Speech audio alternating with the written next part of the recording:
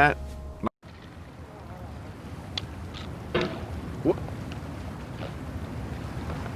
There's no feeling more intense than starting over. If you deleted your homework the day before it was due, as I have, or if you left your wallet at home and you have to go back after spending an hour in the commute. If you won some money at the casino and then put all your winnings on red but it came up black. If you got your best shirt dry cleaned before a wedding and then immediately dropped food on it. If you won an argument with a friend and then later discovered that they just returned to their original view. Starting over is harder than starting up. If you're not ready for that, like if you've already had a bad day, then what you're about to go through might be too much. Feel free to go away and come back. I'll be here. Alright, thanks for coming with me on this trip. I'll understand if you have to take a break at any point. Just find a safe place to stop and quit the game. Don't worry, I'll save your progress, always, even your mistakes. This game is a homage to a free game that came out in 2002, titled Sexy Hiking.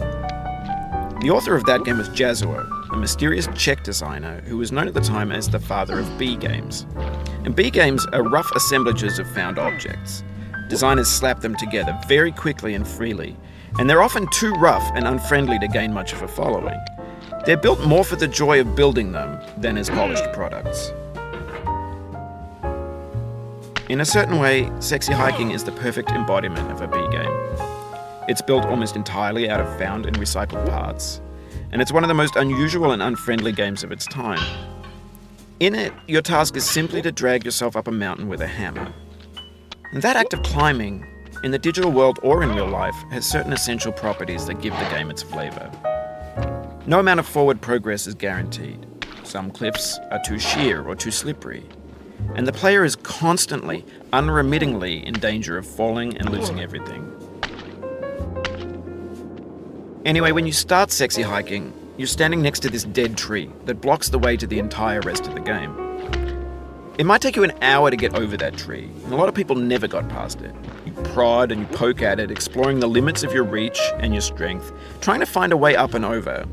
And there's a sense of truth in that lack of compromise. Most obstacles in video game worlds are fake. You can be completely confident in your ability to get through them once you have the correct method or the correct equipment or just by spending enough time. In that sense, every pixelated obstacle in Sexy Hiking is real.